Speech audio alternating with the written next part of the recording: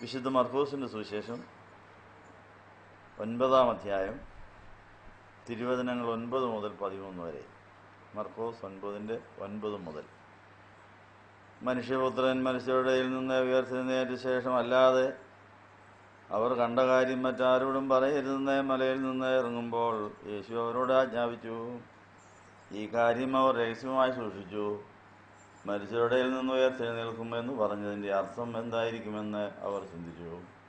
അവർ അവനോട്, മുമ്പേ ഏലിയ വരേണ്ടതാകുന്നെന്നും വേദപണ്ഡിതന്മാർ പറയുന്നത് എന്ത് എന്ന് ചോദിച്ചു. അവൻ അവരോട് പറഞ്ഞു, ഏലിയ സകലവും ഒരുക്കുവാനായിട്ട് മുമ്പേ വരും. മനുഷ്യപുത്രനെക്കുറിച്ച് എഴുതിയിരിക്കുന്നത് അവൻ വളരെ കഷ്ടത അനുഭവിക്കുകയും നിരസിക്കപ്പെടുകയും ചെയ്യുമെന്നല്ലയോ? ഞാൻ നിങ്ങളോട് പറയുന്നു, എഴുതപ്പെട്ടിരിക്കുന്ന പ്രകാരം ഏലിയ വന്നു കഴിഞ്ഞു. അവർക്ക് ഇഷ്ടമുള്ളതെല്ലാം അവനോട് പ്രവർത്തിച്ചു എന്നാൽ അരുളി ചെയ്തു. നിങ്ങൾക്കെല്ലാവർക്കും സംപ്രീതി ഉണ്ടായിരിക്കട്ടെ. ദ്രോഹായിക്ക് സ്തുതി യാതൊരു മേത്തിൻ്റെ കണ്ണീനോട് ഉണ്ടായിക്കട്ടെയാണ്. നമ്മുടെ കർത്താവിൻ്റെ ഉയർപ്പ് പെരുന്നാളിൻ്റെ ഈ ദിവസങ്ങളിൽ ഈ വെള്ളിയാഴ്ച ദിവസം കർത്താവിനെ ആരാധിപ്പാൻ ധ്യാനിപ്പാൻ നമുക്ക് ലഭിച്ച ഭാഗ്യകരമായ ഈ അവസരം നമുക്ക് ദൈവത്തെ സ്തുതിക്കാം. കർത്താവിൻ്റെ മരണത്തെക്കുറിച്ചും ഉയർപ്പിനെക്കുറിച്ചും മരണത്തിന് മുമ്പേ ശിഷ്യന്മാരോട് പറഞ്ഞ കാര്യങ്ങളെ തിരിഞ്ഞു നോക്കി അതിൽ നിന്ന് പഠിക്കേണ്ട പാഠങ്ങൾ നമ്മൾ പഠിച്ചുകൊണ്ടിരിക്കുകയാണ്. വിശുദ്ധ മർക്കോസിന് സുവിശേഷം 9-ാം അധ്യായം 9 മുതൽ 13 വരെ നമ്മൾ വായിച്ചു കേട്ടു. മറുപമലയിൽ വെച്ച് പത്രോസിനും യാക്കോബിനും യോഹന്നാനും ഉണ്ടായതായ അനുഭവങ്ങൾ അത് കർത്താവിൻ്റെ ഉയർപ്പിന് ശേഷം മാത്രമേ ആരുടെങ്കിലും പറയാവൂ എന്ന് കർത്താവ് പറഞ്ഞ് അവരെ വിലക്കിയിരുന്നതായിട്ട് നമ്മൾ കാണുന്നു. അതിൻ്റെ അർത്ഥം എന്താണ്? അതിൻ്റെ ആവശ്യം എന്താണ്? മനുഷ്യപുത്രൻ മരിച്ചവരുടെ നിന്ന് ഉയർത്തെഴുന്നേറ്റ ശേഷം അല്ലാതെ അവർ കണ്ട കാര്യം മറ്റാരോടും പറയരുതെന്ന് മലയിൽ നിന്ന് ഇറങ്ങിയപ്പോൾ യേശുവോട് ആജ്ഞാപിച്ചു എന്നാണ് പറയുന്നത്. പത്രോസിനും യാക്കോബിനും യോഹന്നാനും മറുപമലയിൽ വെച്ച് കർത്താവിൻ്റെ തേജസ് കാണാൻ കഴിഞ്ഞു. മോശയും ഏലിയാവും വന്ന് കർത്താവിൻ്റെ നിര്യാണത്തെക്കുറിച്ച് സംസാരിക്കുന്നവർ അവർക്ക് കേൾക്കാനിടയായി. അവരെ പർവ്വതത്തിൽ നിന്ന് താഴേക്ക് ഇറങ്ങി വരുന്ന സമയം നിങ്ങൾ കണ്ട കാര്യങ്ങൾ സൂക്ഷിച്ചു വെക്കുക, ഇപ്പം ആരോടും പറയണ്ട എന്ന് പറയാൻ എന്താ കാരണം? അപ്പോൾ അതിന് പല ഉദ്ദേശങ്ങളുണ്ടെന്നാണ് പറയുന്നത്. അതിൻ്റെ ഉദ്ദേശങ്ങൾ തിരിച്ചറിഞ്ഞാൽ നമ്മുടെ ജീവിതത്തിലും ക്രൂശിൻ്റെ അനുഭവങ്ങളിലൂടെ കിട്ടുന്ന തേജസ്സിൻ്റെ അനുഭവത്തിൽ എത്തിച്ചേരുവാൻ ചില കാര്യങ്ങൾ മറഞ്ഞിരിക്കുകയും ചില കാര്യങ്ങൾ മറച്ചു വെക്കുകയും ചെയ്യേണ്ട കാര്യമുണ്ടെന്നുള്ള കാര്യം ഇവിടെ ഓർപ്പിക്കുക. നമ്മുടെ ക്രിസ്തീയ ജീവിതത്തിൽ യേശു പോയ വഴിയെ നമ്മളും പോകുമ്പോൾ യേശുവിനെ അനുഗമിക്കുകയും ചെയ്യുമ്പോൾ എല്ലാ കാര്യവും എല്ലാവരും അറിയാൻ പാടില്ല. എല്ലാ കാര്യവും അസമയത്ത് പറയാൻ പാടില്ല. കൃത്യസമയത്ത് ചില കാര്യങ്ങൾ അറിയാവൂ. എന്നാൽ ചില കാര്യങ്ങൾ നേരത്തെ നമ്മൾ അറിഞ്ഞു പോകും. അത് നമ്മുടെ വ്യക്തിപരമായ ആവശ്യത്തിന് വേണ്ടി മാത്രമാണ്. അത് വേറെ ആരെയും അറിയിക്കാൻ പാടില്ല. ഈ പരിജ്ഞാനം നമുക്കുണ്ടോ? സത്യമേ പറയാവൂ, പക്ഷേ സത്യം എല്ലാം പറയേണ്ട കാര്യമില്ല. സത്യങ്ങളൊക്കെയും പറയേണ്ട സമയത്തേ പറയാവൂ. ചില സത്യങ്ങൾ മറഞ്ഞിരിക്കണം, എങ്കിലേ നമുക്ക് കിട്ടേണ്ട കുരിശൊക്കെ കിട്ടുള്ളൂ എന്നാണ് പറഞ്ഞിരിക്കുന്നത്. അപ്പോൾ യേശുവിനെ അനുഗമിക്കണമെങ്കിൽ നാൾതോറും കുരിശെടുത്ത് തന്നെ അനുഗമിക്കണമെന്നാണ് പറഞ്ഞിരിക്കുന്നത്. എല്ലാ ക്രിസ്ത്യാനികൾക്കും നാൾതോറും കുരിശുണ്ട്. ആ കുരിശ് നമുക്ക് യഥാസമയത്ത് കിട്ടണമെങ്കിൽ ചില കാര്യങ്ങൾ മറഞ്ഞിരിക്കണം, ചില സത്യങ്ങൾ മറഞ്ഞിരിക്കണം. എല്ലാ സത്യങ്ങളും അറിഞ്ഞാൽ ആർക്കും നമുക്ക് കുരിശ് തരാൻ തോന്നുകയില്ല, നമ്മളെ കുരിശിക്കണമെന്ന് തോന്നുകയില്ല. നമ്മുടെ കുരിശിക്കാനും നിരസിക്കാനും ആരുമില്ലാതെ വന്നാൽ കുരിശില്ലാത്തൊരു ദിവസം അന്നത്തെ നമ്മുടെ പ്രാണൻ സ്വർഗത്തിലെത്തുകയില്ല. എല്ലാ ദിവസത്തെയും പ്രാണൻ കുരിശിൻ്റെ വഴിയെ പോയി സ്വർഗത്തിൽ പിതാവിൻ്റെ വലത്തുഭാഗത്തിരിക്കുന്ന യേശുവിൻ്റെ മാറിലെത്തിച്ചേരണം, എങ്കിലേ അത് മണവാട്ടിയായി തീരുള്ളൂ. അപ്പം മണവാട്ടിയായി തീരേണ്ട സഭയുടെ അംഗങ്ങളുടെ ജീവിതത്തിൽ നാൾതോറും ഉണ്ടാകുന്ന കുരിശിൻ്റെ അനുഭവമാണ് അവരുടെ പ്രാണനെ ശരീരത്തിൽ നിന്ന് വേർപെടുത്തിയിട്ട് അത് യേശുവിനുള്ളിൽ എത്തിക്കുന്നത്. അത് യേശുവിന് വേണ്ടിയുള്ള കുരിശായിരിക്കണം, യേശുവിന് വേണ്ടിയുള്ള കഷ്ടതയായിരിക്കണം. ആണെങ്കിൽ ആ പ്രാണൻ നമ്മുടെ ശരീരത്തിൽ നിന്ന് വേർപെട്ട യേശുവിൻ്റെ ഉള്ളിൽ എത്തിച്ചേരും. എന്നാൽ സ്വയാശ്രയത്തിൽ ജഡമോഹത്തിൻ്റെയും കൺമോഹത്തിൻ്റെയും ജീവിതത്തിൻ്റെ പ്രതാപത്തിൻ്റെയും ആവശ്യങ്ങൾക്ക് വേണ്ടി നമ്മൾ ചെലവഴിക്കുന്ന സുഖകരമായ പരിപാടികൾ പ്രാണനെ പാതാളത്തിൽ കളഞ്ഞുകൊണ്ടിരിക്കും. ദൈവം വിലക്കിയ കാര്യങ്ങൾ ചെയ്യുമ്പോൾ ഒരു സുഖമുണ്ട്, ഏതാണ്ട് ഒരു നേട്ടമുണ്ട്. പക്ഷേ അത് സ്വയാശ്രയത്തിൽ പിശാചിനോട് ഒത്തു ചെയ്യുന്നൊരു പരിപാടി ആയതുകൊണ്ട് പ്രാണൻ നമ്മളിൽ നിന്ന് പോകും. പോയാൽ പിശാചെടുക്കും, അത് പാതാളത്തിൽ കൊണ്ട് പൂട്ടിയിടും. അപ്പോൾ നമ്മളിൽ നിന്ന് വേർപെടുന്ന പ്രാണൻ പാതാളത്തിൻ്റെയും മരണത്തിൻ്റെയും കയ്യിൽ പൂട്ടപ്പെട്ട് കിടന്നാൽ ഉയർത്തെഴുന്നേൽക്കുന്ന സമയത്ത് യേശുവിൻ്റെ ശരീരത്തിൻ്റെ ഭാഗമാണ് ഒക്കുകയില്ല എന്നുള്ള കാര്യം അറിഞ്ഞിരിക്കണം. അപ്പോൾ യേശുവിൻ്റെ തലയോട് ചേരുന്ന ഉടലായി നമ്മൾ രൂപാന്തരപ്പെടണമെങ്കിൽ തല പോയ വഴിയെല്ലാം ഉടലും പോയിരിക്കണം. നമ്മൾ ഉടലിൻ്റെ ഏതെങ്കിലും ഒരു ഭാഗമാകേണ്ടവരാണ്. ഈ ഒരു ആവശ്യബോധം നമുക്കുണ്ടോ? കർത്താവിന് ഈ ആവശ്യബോധം ഉണ്ടായിരുന്നു. കർത്താവിൻ്റെ ബേത്ലഹേമിലെ ജനനം മുതൽ സ്വർഗാരോഹണം വരെ കുരിശുണ്ടായിരുന്നു. സ്വർഗാരോഹണത്തിൻ്റെ അന്നത്തെ കുരിശ് എന്നായിരുന്നു? ശിഷ്യന്മാരെ ഒന്നുകൂടെ കണ്ടിട്ട് അവിടുന്ന് സ്വർഗാരോഹണം ചെയ്യാമെന്ന് പറഞ്ഞ് ചെന്നപ്പോൾ അവർക്ക് സംശയരോഗം മാറിയിട്ടില്ല. പല പ്രാവശ്യം പ്രത്യക്ഷപ്പെട്ടിട്ടും പലരുടെ സാക്ഷ്യങ്ങൾ കിട്ടിയിട്ടും അവരുടെ സംശയരോഗം മാറാഞ്ഞതുകൊണ്ട് കർത്താവിനെ അവരെ ശാസിക്കേണ്ടി വന്നു. കർത്താവിൻ്റെ മരണത്തെയോ ഉയർപ്പിനെയോ സ്വർഗാരോഹണത്തെയോ അവർക്ക് ശരിക്കും മനസ്സിലാക്കാൻ കഴിയാത്ത സാഹചര്യത്തിൽ അവരുടെ അവിശ്വാസവും സംശയം മാറ്റാൻ വേണ്ടി ഒരത്ഭുതം ചെയ്യേണ്ടി വന്നു അവിടെ. അതെന്താണ്? ഉയർത്തെഴുന്നേറ്റ് പുതിയ ശരീരത്തോടെ, തേജസ്കരിക്കപ്പെട്ട ശരീരത്തോടെ അവരോട് സംസാരിച്ചുകൊണ്ടിരിക്കുന്ന കർത്താവിന് ഇതൊരു ഭൂതമൊന്നുമല്ല, ഇതൊരു മായക്കാഴ്ചയല്ല, അസ്ഥിയും മാംസമുള്ള ഒരു ശരീരം തന്നെയാണ് അവരോട് ഇടപെട്ടുകൊണ്ടിരിക്കുന്നത്. കർത്താവ് മരിച്ചത് ഉയർത്തെഴുന്നേറ്റ് സ്വർഗാരോഹണം ചെയ്യാൻ പോകുന്ന ഈ ശരീരം അസ്ഥിയും മാംസമുള്ള ശരീരമായിരുന്നു. തെളിയിക്കണമായിരുന്നു. അസ്ഥിയും മാംസമുള്ള ശരീരമാണ് തൻ്റെ ശരീരമെന്ന് ആ യഹൂദന്മാർ തല്ലിച്ചതച്ച് മുറിച്ച് ആ ഉയർത്തെഴുന്നേറ്റ ശരീരം തന്നെയാണ് എന്നുള്ളത് അറിയിക്കാൻ വേണ്ടി ആ പഴയ മുറിവിൻ്റെ പാടുകൾ ശരീരത്തിലുണ്ടായിരുന്നു. കൈകാലുകളിലും നെഞ്ചത്തും തലയിലുമൊക്കെ ആ ഏറ്റ മുറിവിൻ്റെ പാടുകളുണ്ടായിരുന്നു. അതുമാത്രമല്ല, താൻ ഇപ്പോൾ സ്ഥലകാല പരിമിതികളെ അതിജീവിച്ചുകൊണ്ട് സഞ്ചരിക്കുവാനും സ്വർഗത്തിലേക്ക് പറന്നു കയറുവാനും കഴിവുള്ള ആളാണ്. എങ്കിലും നിങ്ങൾ വിചാരിക്കുന്ന പോലെ ഇത് മായക്കാഴ്ചയല്ല, ഇതൊരു ഭൂതത്തിൻ്റെ ശരീരം പോലെയുള്ള ഒരു ശരീരമല്ലത്. ഇത് ഉയർത്തെഴുന്നേറ്റ ശരീരം തന്നെയാണ്. അതിന് അസ്ഥിയും മാംസവും ഉണ്ട്. അതുപോലെ തന്നെ നിങ്ങളുടെ ശരീരവും അസ്ഥിയും മാംസവും ഉള്ള ശരീരമായി ഉയർത്തെഴുന്നേൽക്കേണ്ടതാണെന്നുള്ള കാര്യം പഠിപ്പിക്കുക. അപ്പം നമ്മുടെ ഈ ശരീരം ഉയർത്തെഴുന്നേൽക്കേണ്ടതാണ്. ഉയർത്തെഴുന്നേറ്റ് യേശുവിൻ്റെ ശരീരത്തോട് ചേരേണ്ടതാണ്. ഈ ഒരു ഉൾക്കാഴ്ച നമുക്ക് വേണം. അപ്പോൾ തലയായ ക്രിസ്തുവിന് ഉയർത്തെഴുന്നേൽ വിധാന സന്നിധിയിൽ പോകാൻ ഏതെല്ലാം മാർഗങ്ങൾ, ഏതെല്ലാം അറിവുകളും അറിവില്ലായ്മയും മനുഷ്യർക്ക് വേണമായിരുന്നു. ഇത് രണ്ടും അത്യാവശ്യമാണ്. അത് ഈ തലയോട് ചേരുന്ന ഉടലിനും ഈ അനുഭവങ്ങൾ ഉണ്ടാകണം. യേശുവിനെ ആ തേജസ്കരിക്കപ്പെട്ട മറുപമലയിലെ രൂപത്തിൽ എല്ലാവരും കണ്ടിരുന്നെങ്കിൽ ആർക്കെങ്കിലും കുരിശിക്കാൻ തോന്നുമോ? ആർക്കെങ്കിലും എന്തെങ്കിലും പറയാൻ തോന്നുമോ? എന്തെങ്കിലും ചെയ്യാൻ തോന്നുമോ? ഇതൊന്നും ചെയ്യാൻ ഒക്കില്ല. എല്ലാവർക്കും ആരാധിക്കാനേ തോന്നുള്ളൂ. അതുകൊണ്ട് ആ മറുപമലയിൽ വെച്ച് കണ്ട കാര്യം നിങ്ങളുടെ ആവശ്യത്തിന് വേണ്ടി മാത്രം കാണിച്ചതാണ്. ഇനിയും നിങ്ങൾ എൻ്റെ വികൃതമായ രൂപം കാണാൻ പോകാം. ഇപ്പം സുന്ദരമായ രൂപം കണ്ടല്ലോ, തനിനിറം കണ്ടല്ലോ. ഈ തനിനിറം എല്ലാം മാറും. ഇനി മനുഷ്യരുടെ പാപശാപങ്ങൾ ഏറ്റുവാങ്ങിയിട്ട് ഞാൻ കാക്കി ചുപ്പാൻ തോന്നുന്ന വൃത്തികെട്ട മുഖം എനിക്ക് കിട്ടും. യെശയ്യാ 53 കണ്ട നിന്ദിക്കത്തക്കതായ രൂപം എനിക്ക് വരാൻ പോവുക. ഞാൻ സകല മനുഷ്യയാതിനും പാപശാപങ്ങൾ ഏറ്റുവാങ്ങിയിട്ട് അടികൊണ്ടും തുപ്പലേറ്റും വികൃതമായ ഒരു മുഖം എനിക്ക് നിങ്ങൾക്ക് എന്നെ കാണും. ഇപ്പോൾ ഞാൻ തേജസ്സുള്ള വസ്ത്രത്തിൽ നിങ്ങൾ എന്നെ കാണുന്നു, വസ്ത്രമില്ലാതെ നഗ്നനായിട്ട് നിങ്ങൾ എന്നെ കാണും. അടിച്ച് മുറിഞ്ഞ് തകർന്ന നഗ്നമായ എൻ്റെ ശരീരം നിങ്ങൾ കാണും. മാനമില്ലാതെ നാണം കെട്ട് കിടക്കേണ്ട കിടപ്പ് നിങ്ങൾ കാണേണ്ടി വരും. പക്ഷെങ്കിൽ അത് നിങ്ങളുടെ ഗുരുനാഥനും അല്ലെങ്കിൽ നിങ്ങളുടെ രക്ഷകനുമായ യേശു തന്നെയാണിത്. ഇത് നിങ്ങൾക്ക് വേണ്ടിയാണ് ഞാനിത് സഹിക്കുന്നതെന്ന് അറിയണം. നിങ്ങൾ മറന്നു വാരിപ്പാൻ വികൃതമായ എൻ്റെ രൂപം നിങ്ങൾ കാണുമ്പോൾ സുന്ദരമായ ഇന്നത്തെ രൂപം നിങ്ങൾ മനസ്സ് സൂക്ഷിച്ചു വെച്ചേക്കണം. അത് നിങ്ങളുടെ ആവശ്യത്തിന് വേണ്ടി മാത്രമാണ്. ഈ അർത്ഥം നിങ്ങൾക്ക് മനസ്സിലായിട്ടുണ്ടോ?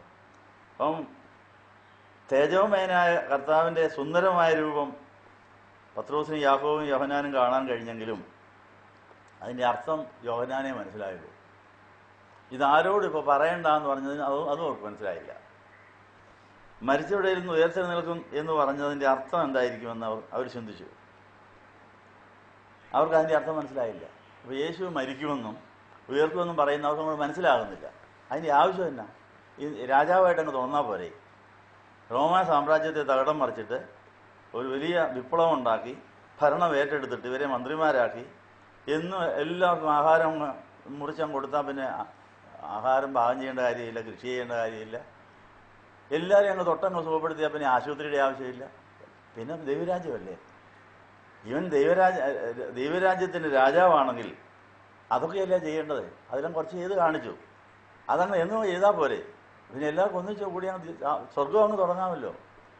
ഇനി അടുപ്പ് തീവ് തന്നെ കാര്യമില്ല, അപ്പോൾ ഉണ്ടാക്കേണ്ട കാര്യമില്ല, വിളമ്പേണ്ട കാര്യമില്ല. ഇയാളിങ്ങനെ മുറിച്ചോളുക, കൊടുത്തോളുക, കഴിച്ചോളുക.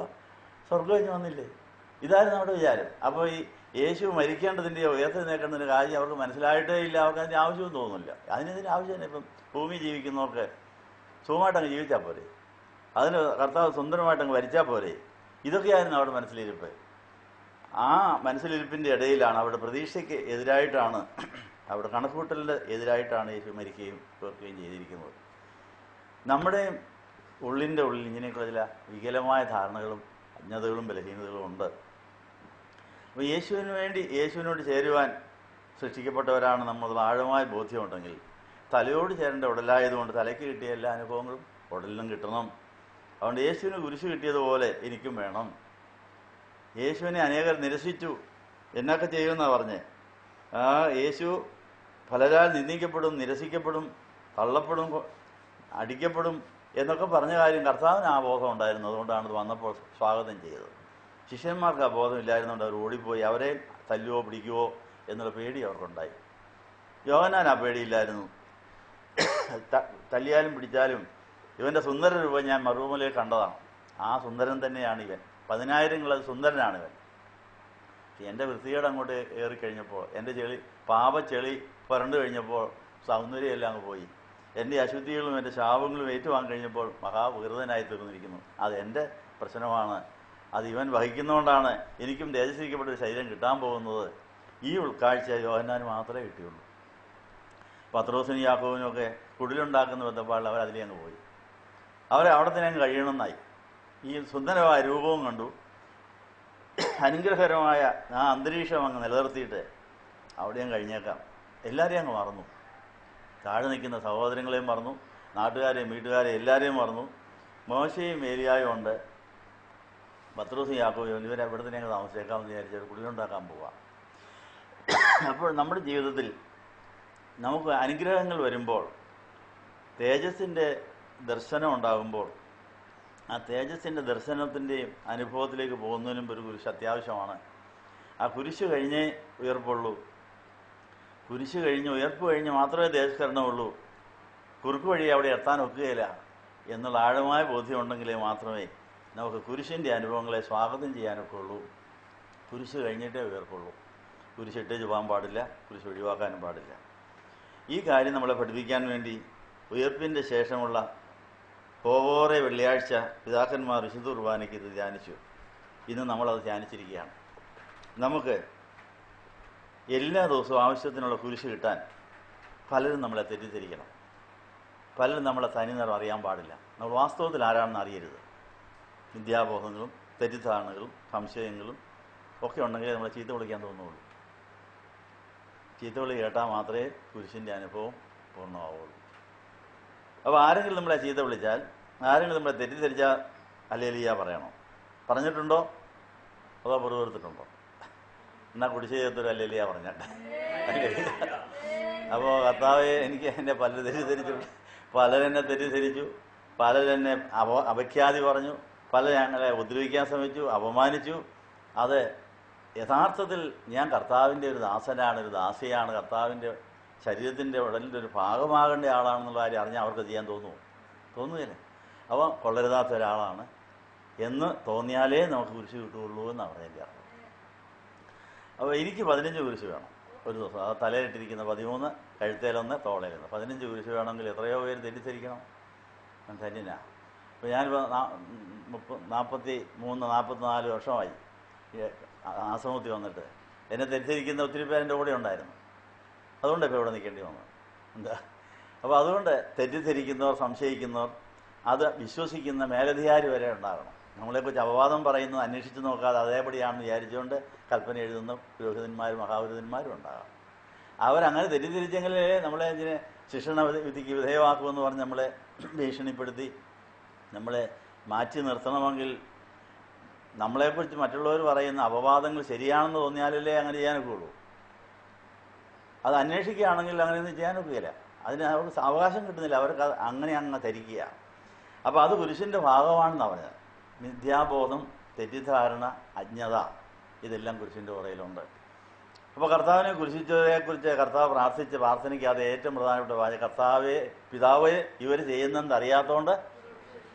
അപ്പം അറിവില്ലായ്മയിൽ നിന്നാണ് കുരിശ് ഉണ്ടാകുന്നത്. അപ്പോൾ അറിവില്ലായ്മയും അറിവില്ലാത്തവരുണ്ടെങ്കിലേ കുരിശ് ഫാക്ടറി നടക്കുകയുള്ളൂ. അപ്പോൾ റമ്പാച്ചന്മാർക്ക് 15 കുരിശ്, അച്ഛന്മാർക്ക് 1 കുരിശെങ്കിലും, ചെമ്മാച്ചന്മാർക്ക് 1 കുരിശ്, ട്രസ്റ്റിക്കും സെക്രട്ടറിക്കും കമ്മിറ്റിക്കാർക്കും എല്ലാം ഓരോ കുരിശ് വേണം. ഭാര്യയ്ക്കും ഭർത്താവിനും പിള്ളേർക്കും എല്ലാം 1 കുരിശ്, എങ്കിലേ ക്രിസ്ത്യാനിയാകാനൊക്കെ ഉള്ളൂ. അപ്പോൾ എത്ര ലക്ഷം കുരിശ് വേണം? ലക്ഷക്കണക്കിന് പേരല്ലേ സഭയിലുള്ളത്, കോടിക്കണക്കിന് പേര്. അപ്പോൾ ഈ ലോകത്തിൽ ഇപ്പോൾ കോടിക്കണക്കിന് ക്രിസ്ത്യാനികളുണ്ട്. ഇവർക്കെല്ലാം 1 കുരിശെങ്കിലും വേണം. റമ്പാച്ചന്മാർക്ക് 15. അപ്പോൾ ഇതെല്ലാം കൂടെ കൂട്ടിയാൽ ഈ കുരിശ് ഫാക്ടറിയിൽ എത്ര പേര് ജോലി ചെയ്യാൻ വേണം? ഈ രാത്രിയും പാലും ഇല്ലാതെ കുരിശുണ്ടാകണ്ടേ? കുരിശുണ്ടാക്കാൻ പറ്റിയ ബോധമില്ലാത്തവരെ ഉണ്ടെങ്കിൽ മാത്രമേ ഈ കുരിശ് ഫാക്ടറി ഓടുകയുള്ളൂ. ഷിഫ്റ്റ് വെച്ച് ഓടിക്കുക കുരിശ് ഫാക്ടറി. എന്താ ഇപ്പോൾ 8 മണിക്കൂർ ജോലി കഴിയുമ്പോൾ അവർ ക്ഷീണിക്കുമ്പോൾ വേറെ ഗ്രൂപ്പ് കയറും. അവർ കഴിയുമ്പോൾ വേറെ, ഇങ്ങനെ 2-3 ഷിഫ്റ്റിൽ രാത്രിയും പകലും കുരിശ് ഫാക്ടറി ഓടിച്ചെങ്കിലേ എല്ലാവരും കുരിശ് തികഞ്ഞു പറ്റുള്ളൂ. എനിക്ക് തികഞ്ഞു പറ്റുന്നുണ്ട് കേട്ടോ. എനിക്ക് 15 കുരിശ് വെക്കുന്നുണ്ട് ദിവസവും. ഞാൻ ആ കുരിശ് വലിച്ചുകൊണ്ടാണ് ഇപ്പോൾ ഇവിടെ നിൽക്കുന്നത്. ഇതൊന്ന് തീർന്നു കിട്ടിയാൽ മതി എന്ന് വിചാരിച്ചത്. ചൊല്ലി തീർക്കാൻ സാധിക്കില്ല. അതുപോലെ ക്ഷീണവും തളർച്ചയും വിഷമവും സങ്കടവും ദുഃഖവും ഒക്കെ ഉണ്ട്. പക്ഷേ മുടക്കാനൊക്കെ പോകും. കർത്താവ് കുരിശ് വലിച്ചുകൊണ്ട് പോയ പോലെ 15 കുരിശും വലിച്ചുകൊണ്ട് ഇവിടം വരെ ആക്കി. ഏതായാലും കുരിശ് 11:15 തീർക്കണമെന്ന് പറഞ്ഞ ഒരാൾക്ക് പോകണമെന്ന് പറഞ്ഞുകൊണ്ട് 11:15 കുർബാന തീർത്തു. അപ്പോൾ കുരിശിനെക്കുറിച്ച് ഇപ്പോൾ പ്രസംഗിച്ചുകൊണ്ടിരിക്കുക. അപ്പോൾ നമുക്ക് നമ്മളെ എല്ലാവരും മനസ്സിലാക്കാൻ പാടില്ല, ആ ഒരു ബോധം നമുക്കുണ്ടോ? അങ്ങനെയൊന്നും സാധിക്കും. കർത്താവ് എല്ലാവരും എന്നെ മനസ്സിലാക്കരുത്, എല്ലാവരും എന്നെ ശരിക്കും ധരിക്കരുത്, പലരും എന്നെ തെറ്റിദ്ധരിക്കണം, പലരും എന്നെ അപമാനിക്കണം, അതിന് പറ്റിയ വിധത്തിൽ നീ എന്നെ പൊതിഞ്ഞ് സൂക്ഷിച്ച് മറച്ച് വെച്ചേക്കണമെന്ന് ഒന്ന് പറഞ്ഞേക്കാമെങ്കിൽ ആരെങ്കിലും കുറ്റം പറഞ്ഞാൽ നമുക്ക് നിരാശ തോന്നുമോ? പ്രൈസലോട് അടിക്കുക. അല്ലേ കാര്യം എന്നാ, ഇന്നത്തേക്കുള്ള കുരിശൊത്തല്ലോ, ഒരാളെങ്കിലും കുരിശിക്കാനുണ്ടായല്ലോ എന്ന് വിചാരിക്കാം. അങ്ങനെ നമ്മൾ ആ ഉൾക്കാഴ്ചയിൽ എല്ലാ ദിവസത്തെയും പ്രാണൻ യേശുവിൻ്റെ ഉള്ളിൽ എത്തിച്ചാൽ കർത്താവിൻ്റെ തേജസ്കരിക്കപ്പെട്ട ശരീരം പോലൊരു തേജസ്സുള്ള മണവാട്ടിയുടെ ശരീരത്തിലെ ഭാഗമായി നമ്മൾ മാറും. അവൻ നമ്മുടെ കയ്യെ പിടിച്ച് മഹത്വത്തിലേക്ക് ആനയിക്കുമെന്ന് 73-ാം സങ്കീർത്തനക്കാരൻ പറഞ്ഞ അനുഭവമാകും. അപ്പോൾ നമ്മുടെ അടിമനസ് വരെ ചെന്നിട്ടില്ലാത്തതുകൊണ്ട് നമ്മൾ നിരാശപ്പെടുന്നതും പൊട്ടിത്തെറിക്കുന്നതൊക്കെ.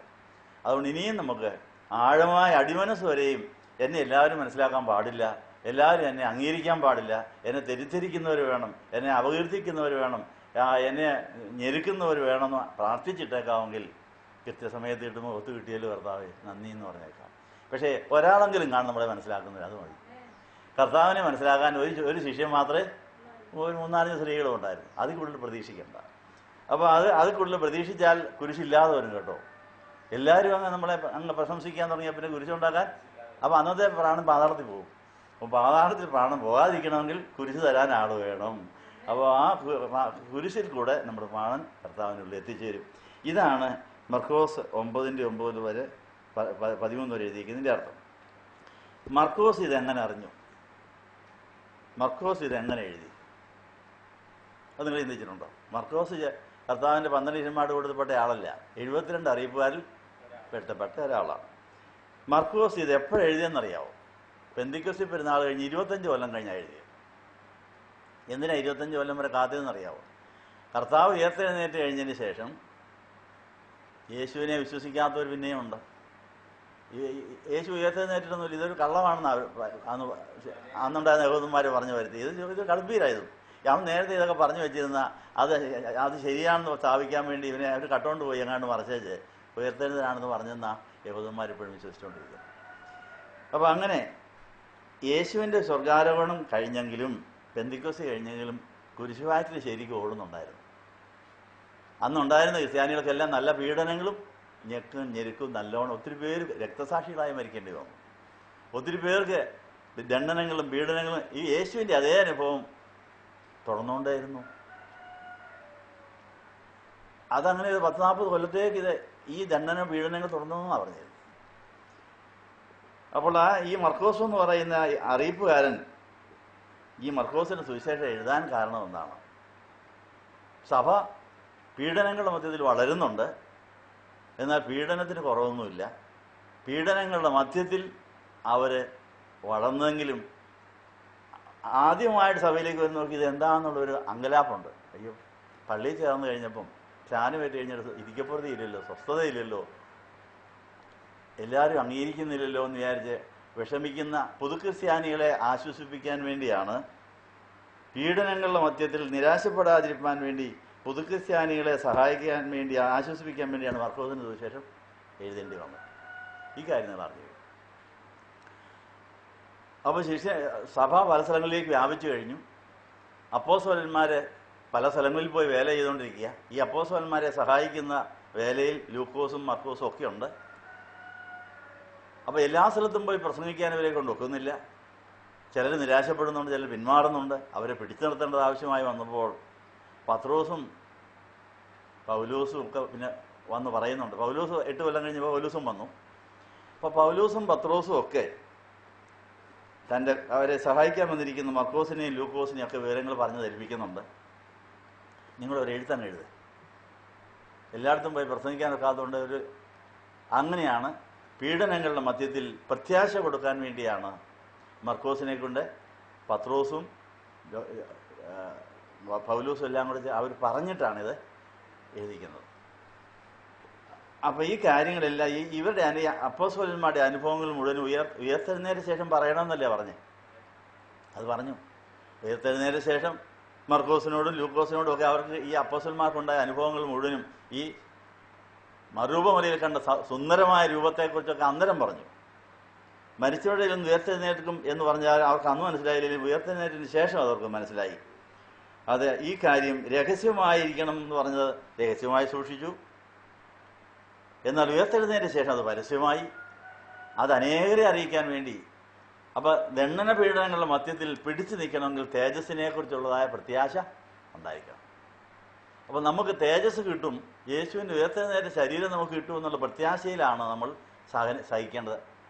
ഈ നഷ്ടങ്ങൾ സാരമില്ല. അങ്ങനെ പാട്ടുകാരനല്ലേ, കഷ്ടങ്ങൾ സാരമില്ല. എന്തുകൊണ്ടാണ്? നിത്യ തേജസ്സിൻ ഓർക്കുമ്പോൾ ഇത് ആ നിത്യ തേജസ്സിനെ കുറിച്ചുള്ള ഉൾക്കാഴ്ച ഉണ്ടെങ്കിലേ ഇത് സാരമില്ലെന്ന് പറഞ്ഞ് സഹിക്കാനൊക്കെ ഉള്ളൂ. അത് അന്നുണ്ടായിരുന്ന പുതുക്രിസ്ത്യാനികളോട് പറയാം, നിങ്ങൾ പേടിക്കേണ്ട, വിഷമിക്കേണ്ട, ഞങ്ങളൊക്കെ ഇത് ഒത്തിരി അനുഭവിച്ചാൽ നിങ്ങൾക്ക് കിട്ടിയിരിക്കുന്നത് ഒരു ഭാഗ്യമാണ് എന്ന് പറഞ്ഞ് അവരെ പഠിപ്പിക്കാൻ വേണ്ടിയാണ് മർക്കോസ് ഈ കാര്യം അതുകൊണ്ട് ചുരുക്കി എഴുതിയിരിക്കുന്നത്. 16 അധ്യായവും 16 അധ്യായത്തിൽ അത്യാവശ്യത്തിന് പിടിച്ചു നിൽക്കാൻ പറ്റിയ സന്ദേശങ്ങൾ അതിനകത്ത് മുഴുവൻ. സഹിക്കുന്നതിൻ്റെ പ്രയോജനം എന്താണെന്ന് പഠിക്കാൻ വേണ്ടിയാണ് മർക്കോസ് സുവിശേഷം എഴുതിയത്. ഈ ലാക്കോടെ നിങ്ങൾ മർക്കോസ് സുവിശേഷം വായിച്ചിട്ടുണ്ടോ? അങ്ങനെയൊന്ന് വായിച്ചു നോക്കണം. പ്രത്യാശ കിട്ടാൻ ആവശ്യമുള്ളപ്പോൾ, ദുഃഖങ്ങളും സംഘങ്ങളും നിരാശകളും വേദനകളും ഉള്ളപ്പോൾ മർക്കോസിന് സുവിശേഷം ഒറ്റ വായന അങ്ങ് വായിക്കണം. 16 അധ്യായം വായിച്ചു കഴിയുമ്പോൾ കഷ്ടങ്ങളുടെയും സങ്കടങ്ങളുടെയും കുരിശിൻ്റെയും മനോഹരത, അതിൻ്റെ ആവശ്യകത, ആ കുരിശിൻ്റെ വചനത്തിൻ്റെ രക്ഷാകരമായ വശം മനസ്സിലാക്കി കഴിയുമ്പോൾ കഷ്ടാനുഭവേ വാ അന്നത് പോരാ, ഇനിയും വന്നോട്ടെ എന്ന് പറഞ്ഞ് സ്വാഗതം ചെയ്യുന്നതാണ് പറയും. അങ്ങനെ നമുക്ക് സന്തോഷത്തോടെ സ്വാഗതം ചെയ്ത് കഷ്ടങ്ങളെ സിദ്ധികളാക്കി, കഷ്ടത, സഹിഷ്ണുത, സിദ്ധത, പ്രത്യാശയുടെ ധൈര്യം മുറിപ്പിടിച്ച് നമ്മൾ ദൈവത്തിൻ്റെ ഭവനമാകുക. നമ്മൾ ഭൂമിയിലെ ചലിക്കുന്ന സ്വർഗമായി, ചലിക്കുന്ന പള്ളിയായിട്ട് മാറാൻ സാധിക്കും കഷ്ടതയിൽ കൂടെ. അത് 2 കൊരിന്ത്യർ 6 അധ്യായത്തിൽ പൗലോസ്ലീഹ പറയുന്നുണ്ട്. 9 കഷ്ടങ്ങൾ ഒന്നിനു പുറകെ ഒന്നിങ്ങനെ വന്നുകൊണ്ടിരിക്കും. അയ്യോ, ഇത് ഞങ്ങൾക്ക് ഇരിക്കപ്പെടുത്തിയില്ല, എനിക്ക് മാത്രമേ ഇങ്ങനെ പറഞ്ഞ് വിലപിക്കാൻ സാധ്യതയുള്ളൂ. പക്ഷേ അത് കഴിഞ്ഞ് 9 സിദ്ധികൾ പുറകെ വരുന്നുണ്ട്. ആ പ്രത്യാശ വേണം. 9 കഷ്ടതകൾ പുറകെ വരുന്നത് കാണുമ്പോൾ എനിക്ക് ഇരിക്കപ്പെടുത്തിയില്ലല്ലോ, ഇതിനൊരു അന്തമില്ല എന്ന് വിചാരിച്ച് നമ്മൾ നിരാശപ്പെടാൻ പാടില്ല. ഇതിന് ഈ 9 കഷ്ടത്തിൻ്റെ പുറകെ 9 സിദ്ധികളുണ്ട്. ഏതാ സിദ്ധികൾ നോക്കിയാട്ടെ. 2 കൊരിന്ത്യർ 6 അധ്യായത്തിൽ ആദ്യത്തെ 2-3 വാക്യം കഴിയുമ്പോഴത്തേക്ക് ഇതിൻ്റെ ലിസ്റ്റ് വരുന്നുണ്ട്.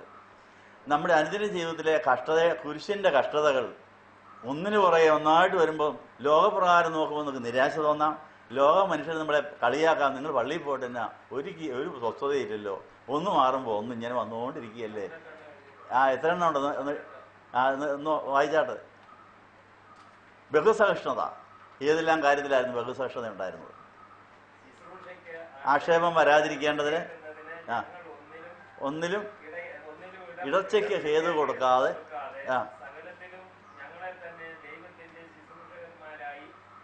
കാണിക്കുന്നു. അപ്പൊ സകലത്തിലും ദൈവത്തിന്റെ ശുശ്രൂഷകരായി കാണിക്കണമെങ്കിൽ ബഹുസഹിഷ്ണുത വേണം.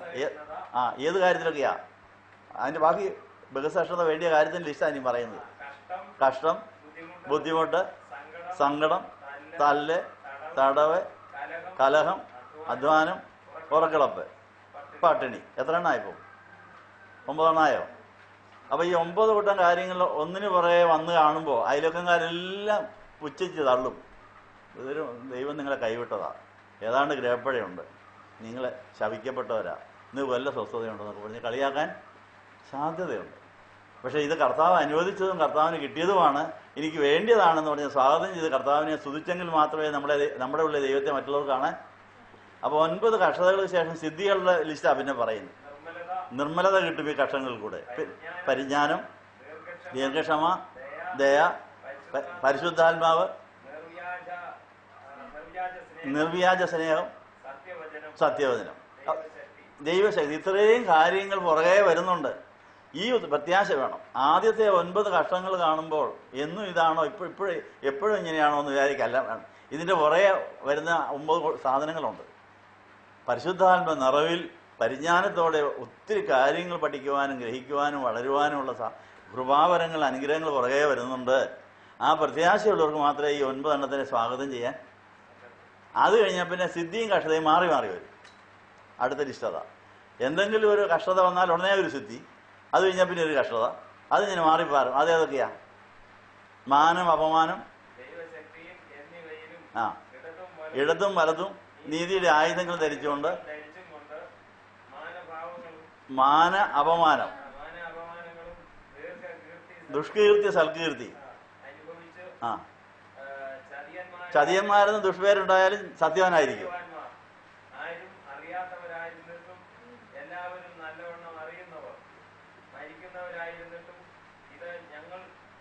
ജീവിക്കുന്നു. അപ്പൊ ഇങ്ങനെ ഈ അനുഭവങ്ങൾ മാറി മാറി വന്നുകൊണ്ടിരിക്കും. അങ്ങനെ 18 കഷ്ടങ്ങൾ 18 സിദ്ധികളാക്കി മാറ്റി കഴിയുമ്പോൾ ചലിക്കുന്ന പള്ളിയായിട്ടങ്ങ് മാറും. നമ്മുടെ ഉള്ളിൽ ദൈവം ഉണ്ടെന്ന് ശത്രുവിടെ വന്ന് പറയും. ഇസാഖിന്റെ കൂടെ ദൈവം ഉണ്ടെന്ന് ആരാ വന്ന് പറഞ്ഞത്? ഉൽപ്പത്തി 26 തൊട്ട് വായിച്ചു നോക്കിയാൽ ഇസാഖ് ഒത്തിരി കഷ്ടം സഹിക്കേണ്ടി വന്നു. ഒത്തിരി പേര് തന്നെ കളിയാക്കി, ഒത്തിരി പേര് തന്നെ അപഹരിച്ചു. പക്ഷെ കുറെ നാൾ കഴിഞ്ഞപ്പോൾ അവർക്ക് മനസ്സിലായി ഇയാളുടെ കൂടെ ഒരു വലിയ ദൈവമുണ്ട്, നമ്മുടെ ദൈവത്തെക്കാൾ അവൻ്റെ ദൈവമാണ് വലിയ ദൈവം എന്ന് പറഞ്ഞ് സാക്ഷ്യം പറയാൻ വന്നു. അത് ഈ കഷ്ടതകൾ മുഴുവൻ സഹിച്ച് വഹിച്ച് പ്രത്യാശയോടെ വഹിക്കാമെങ്കിൽ അവസാനം നമ്മുടെ അയൽവക്കക്കാരെല്ലാം നമ്മുടെ വീട്ടിൽ വന്ന് നിങ്ങളുടെ ദൈവമാണ് വലിയ ദൈവമെന്ന്. ഏതായാലും ഇത്രയും നാളായിട്ടും പറഞ്ഞിട്ടില്ലാരും, പറഞ്ഞിട്ടില്ല. നേരെ തിരിച്ച. അപ്പം അങ്ങനെയാണെങ്കിൽ നമ്മുടെ പള്ളിപണി വല്ലതും പൂർത്തിയായോ? ഇല്ല. മാമോദിസ തുടങ്ങി പള്ളിപണി ഇതുവരെയും പൂർത്തിയായിട്ടില്ല. അതുകൊണ്ടൊന്ന് ബുക്ക് ചെയ്യുന്നു ഈ കാര്യങ്ങൾ. ഈ ലിസ്റ്റിൽപ്പെട്ട 18 കാര്യം ബുക്ക് ചെയ്തിട്ട് കർത്താവ് ഞങ്ങളുടെ പള്ളിപണി ഒന്ന് പൂർത്തിയാക്കണം. എന്നിട്ട് ഞങ്ങൾ ഇതിൻ്റെ മധ്യത്തിൽ നിന്നെ ആരാധിക്കുന്നത് കാണുമ്പോൾ, സന്തോഷിക്കുന്നത് കാണുമ്പോൾ, ഈ ഞങ്ങളെ കളിയാക്കിയവരെല്ലാം വന്ന് നിന്റെ ദൈവമാണ് വലിയ ദൈവമെന്ന് ഇതുവരെ പറഞ്ഞിട്ടില്ല, അതുവരെ ഞങ്ങൾക്ക് ആയുസ് നീട്ടിത്തരണമെന്ന് പറയാമോ? അതുവരെ അതിനുമ്പ് ചാകാനിടയാകില്ല, ആയുസ് നീട്ടിത്തരണം. അതുവരെ ഞങ്ങൾ നഷ്ടം സഹിച്ചോളാം, കഷ്ടം സഹിച്ചോളാം എന്ന് പറയാമെങ്കിൽ ദൈവനാമം മഹത്വപ്പെടും. അപ്പോഴാണ് ഇന്ത്യയിലെ 75% പേര് ക്രിസ്ത്യാനികളാകും. ഇന്ത്യ പീഡിയൊക്കെ വരും. മധ്യസമ്പാദ്യം കിട്ടിയ ദർശനമാണ് 75% പേരെ ക്രിസ്ത്യാനികളായിട്ട് വരാൻ വേണ്ടി ദൈവം ബുക്ക് ചെയ്ത് മാറ്റിയിട്ടിരിക്കുക. പക്ഷെ അവരെ സ്വീകരിക്കാൻ ആളില്ല, അവർക്ക് വചനം കൊടുക്കാൻ ആളില്ല, അവർക്ക് യേശുവിനെ കാണിക്കാനും ആളില്ല. നമ്മൾ നമ്മുടെ കാര്യം നോക്കി നടക്കുന്നു. അതുകൊണ്ട് ഇങ്ങനെ വലിയ വേല കിടപ്പുണ്ട്. കർത്താവിൻ്റെ 2ാമത്തെ വരവിന് മുമ്പ് അനേകായിരങ്ങൾ യേശുവിനെ കാണാനുണ്ട്. അത് നമ്മൾ ഈ 18 തരം കഷ്ടതകളെ സന്തോഷത്തോടെ സ്വീകരിച്ച് അത് സിദ്ധികളാക്കി, കഷ്ടത, സഹിഷ്ണുത, സിദ്ധത, പ്രത്യാശയുടെ ധൈര്യം മുറിച്ച് നമ്മൾ ചലിക്കുന്ന പള്ളികളായി കണ്ടാൽ മതി. അവിടെ ആൾ ഓടിക്കൂടും, നമ്മുടെ വീട്ടിൽ ആൾ നിറയും. കപ്പർന്നഹൂമിലെ വീട്ടിൽ നിറച്ച ആള്, വാതുക്കെ പോലും ആളങ്ങ് തിങ്ങി നിന്നുകൊണ്ടാണ് മേൽക്കൂര പൊളിക്കേണ്ടി വന്നല്ലേ. ഇപ്പോൾ കോൺക്രീറ്റ് ആയതുകൊണ്ട് പൊളിക്കാനൊക്കെ ഇപ്പം എന്നാ ചെയ്യുന്നു. അതുകൊണ്ട് കോൺക്രീറ്റ് വീടുകളൊക്കെ ആയതുകൊണ്ട് ആളുകൾ പറയുന്നു മാറി നിൽക്കുക, ഞാൻ യേശുവിനെ ഒന്ന് കാണണമെന്ന് പറഞ്ഞ് അവരിതിനെ എല്ലാവരും പിടിച്ചു മാറ്റി അകത്ത് കയറിക്കോളും. എങ്ങനെയായാലും നമ്മുടെ ഉള്ളിൽ യേശുവിനെ കാണാൻ ആൾ വരും. വേണോ? അതിനുവേണ്ടി പ്രാർത്ഥിച്ചാട്ടെ. പ്രാർത്ഥനയാൽ എപ്പോഴും ഞാൻ ജാഗരിച്ചു പോരാടുവാൻ, പ്രാർത്ഥനയാൽ എപ്പോഴും ഞാൻ ജാഗരിച്ചു പോരാടുവാൻ, നിന്റെ സഹായം നൽകുക എൻ്റെ മഹാപുരുഷാ.